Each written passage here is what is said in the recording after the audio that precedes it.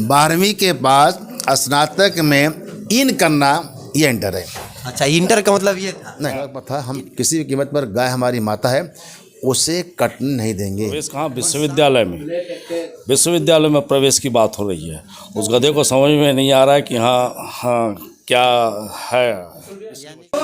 नमस्कार, मैं हूं आर्यन सिंह और आप देख रहे हैं न्यूज एजुकेशन। मैं आपको बता दूं कि अभी मैं बनारस में हूं और रविंद्र जायसवाल जी मेरे साथ हैं। मैं उनसे जानने का कोशिश करूंगा किस प्रकार से अपना ये रणनीति बनारस में बनाए हैं, चूँकि पहले से मंत्री भी रह चुके हैं और विधायक की दुनिया में कहा गया है कि एक छत्र राज करते हुए इस क्षेत्र में उत्तरी में आते रहे हैं। तो सर, आपका बहुत बहुत स्वागत है। बहुत धन्यवाद आपको।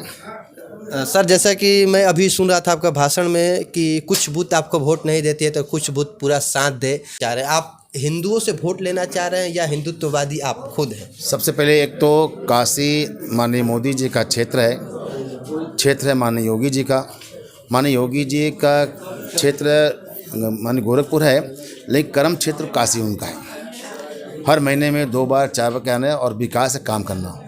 आज काशी में 26,000 करोड़ रुपए से विकास काम हुए और जब विकास काम हुआ है तब कुछ क्षेत्र हैं जहां पर विकास भी हुए हैं, वहां भाजपा के पक्ष में मतदान कम होता है। ये उनका पार्ट उनका है।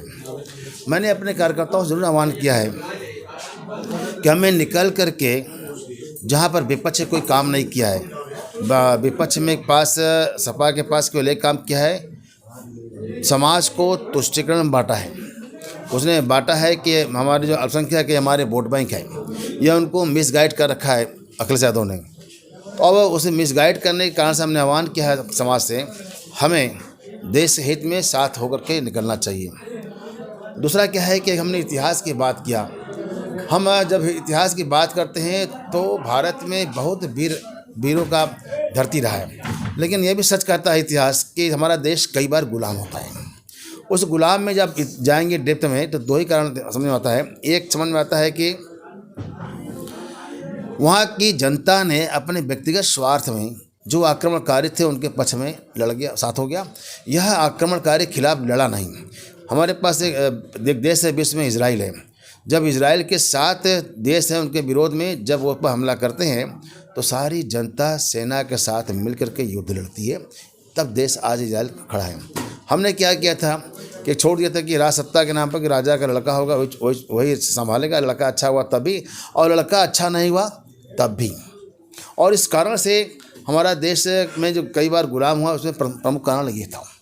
तो मेरा निवेदन है कि जनता ही इस देश का सेना है, जनता ही सेना है, लोक सेना है, लोकतंत्र की है।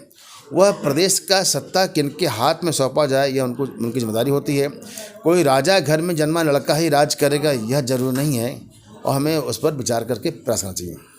सर, जैसे कि हिंदू युवा वाहिनी के जो समर्थक हैं दिन रात एक कर दें कि आप जीते, योगी महाराज जीते, लेकिन बजरंग दल का एक सिपाही होनहार लड़का हर्षा जो कर्नाटक में हिजाब के मुद्दे पर उसे मार दिया गया। तो आए दिन ऐसा घटना होते रहता है। जो हिंदू के लिए सबसे ज़्यादा आवाज़ उठाता है उसकी आवाज़ को दबा दिया जाता है, उसे कुचल दिया जाता है और फिर पार्टियां कुछ नहीं कर पाती हैं। तो उस पर आपका क्या विचार है? फिर प्रदेश यूपी के अंदर जब अखिलेश यादव यहाँ मुख्यमंत्री थे तो उसी प्रकार से बनारस में बम ब्लास्ट किया आतंकवादियों ने और उन्होंने उसको आतंकवादी न मान करके माना वोट बैंक, और वोट बैंक मानते हुए उन पर मुकदमे वापस लेने का प्रयास किया। जब हमारी सोच ये होगी कि आतंकवादियों को भी हम वोट बैंक मानेंगे, आतंकवादियों पर कार्रवाई करने के भय से कि हमारे पास एक वर्ग का वोट भाग जाएगा, जब ये सोच रहेगा तो ऐसे प्रवृत्ति बढ़ेगी। लेकिन जब से माननीय मोदी जी योगी जी आ गए हैं तो यहाँ तो किसी हिम्मत नहीं पड़ रहा है, यहाँ नहीं पड़ रहा हिम्मत। और जो कर्नाटक में घटना हुआ दुर्भाग्यपूर्ण है, लेकिन कोई अपराधी बख्शा नहीं जाएगा। और मैं उत्तर प्रदेश में जब से अभी चुनाव का माहौल चल रहा है, खास करके बनारसी के हर एक गली मोहल्लों में घूम रहा हूँ, तो बहुत सारे लोग ऐसे मिल रहे जो बोल रहे हैं कि टीका तिलक और तलवार का एक जो नारा चला था पहले मायावती जी के समय में, तिलक तराजू और तलवार, हाँ, इनको मारो जूते चार, ये मायावती की तरफ से आया था। तो उसके तहत अभी एक नया नारा ट्रेंड कर रहा है कि तिलक और मंदिर बनवा देने से क्या विकास हो जाता है। ये हमारे विपक्ष में कुछ मित्र हैं जो शायद पढ़े लिखे नहीं हैं। काशी विश्वनाथ मंदिर में बनने के बाद बनारस का पर्यटन का उद्योग हाइट पर है।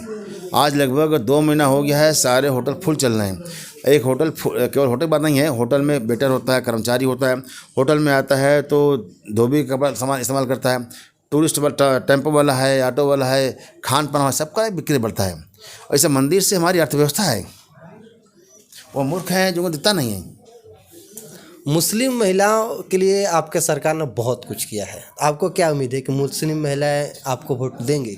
मैं उनको वोट बैंक नहीं मानता हूँ, नहीं भाजपा उनको वोट बैंक मान के कार्रवाई करती है। हम बात करते हैं इंसानियत की, हम बात करते हैं कि उनके साथ हो रहा अत्याचार। आज एक लड़की ने बयान दिया है कि जो हलाल और क्या क्या शब्दों करते हैं इस्तेमाल, तो वह मोदी योगी जी ने जो उनको रोका है, हम साथ खड़े हैं, क्योंकि हमारा जीवन नरक से बदतर है। अभी बनारस के सड़कों पे एक चीज़ जो सांड है, सांड से बहुत लोग परेशान हैं। विपक्ष का भी एक बड़ा मुद्दा है ये, इस पे कोई कार्रवाई होगा या नहीं भाजपा की तरफ से? सरकार ने जो हमारे पास अन्ना पशु बोलते हैं उसको, अन्ना पशु जो सड़क पर था, हम किसी भी कीमत पर, गाय हमारी माता है, उसे कटने नहीं देंगे। लेकिन सांड सिर्फ, और सांड हमारा नंदी है, हम उसे कटने नहीं देंगे। पॉइंट नंबर 2, सरकार ने अभी कई काम इस पर काम किया कि जो सांड या गाय को पालेंगे, सरकार उनको 900 रुपया प्रति माह दे रही है। एक दूसरा बात है कि अभी सरकार ने एक और काम किया है कि इनके लिए एक 22 प्रकार का घास का खोज किया। वह घास कहीं भी लग जा रहा है, कम पानी में, पहाड़ी पर भी, वह जो पौष्टिकता है वह भूसा खली चूनी से अधिक है। तो किसानों को ट्रेनिंग दे करके बताया जा रहा है ताकि किसान उनको पाल सकें। हमने अब गाय में भी अधिक से अधिक बच्चियाँ पैदा हो, सरकार ने अनुसंधान करा करके, चेक करा कर जो सीमन चढ़ाती है, वह सीमन को चेक करके लगा रही, ताकि आने वाले दिनों में 5-7 साल के अंदर संख्या बच्चियाँ की बढ़ जाएगी, तो दूध बढ़ेगा हमारे पास। चलिए, आपने बहुत समय दिया न्यूज एजुकेशन के, इसके लिए तहे दिल से धन्यवाद। धन्यवाद। आपका परिचय जानना चाहेंगे? मनीष पांडे, प्रदेश उपाध्यक्ष हिंदू युवा वाहिनी। एक अभी बहुत सारे जो पार्टियां हैं, बहुत सारी चुटकियां ले रही हैं कि बारहवीं के पास जो बच्चे इंटर में एडमिशन लेंगे उनको लैपटॉप दिया जाएगा। अमित शाह जी बोले हैं, गृह मंत्री। इस पे सबसे ज़्यादा चुटकी कोई लिया है तो अबरसुद्दीन अवैसी ने लिया है, भरे मंच से। इस पे आपका क्या कहना है? देखिए, चुटकी का उसको समझ नहीं आता है कि क्या कहा जाता है, उसे पता ही नहीं है कि हाँ 12वीं के बाद इंटर में जाने के लिए, तो वो इंटर में उन्होंने कहा है कि इंटर करना, इंटर मतलब प्रवेश करना। प्रवेश कहाँ? विश्वविद्यालय में। विश्वविद्यालय में प्रवेश की बात हो रही है। उस गधे को समझ में नहीं आ रहा है कि हाँ क्या है। यानी कि कहने का मतलब उनका था कि जैसे इंटर पास करेंगे और विश्वविद्यालय में दाखिला लेंगे, उनको दिया जाएगा। मैं बता रहा हूँ कि इंटर का मतलब होता है प्रवेश करना। 12वीं के बाद प्रवेश करना है तो विश्वविद्यालय में बच्चा प्रवेश करेगा। 12वीं के बाद स्नातक में इन करना, ये इंटर है। अच्छा, इंटर का मतलब ये था? नहीं, इन करना। अच्छा, मतलब 12वीं का मतलब बीए में जो इंटर कर गए, हाँ, इन करेगा। उसका ये जवाब था।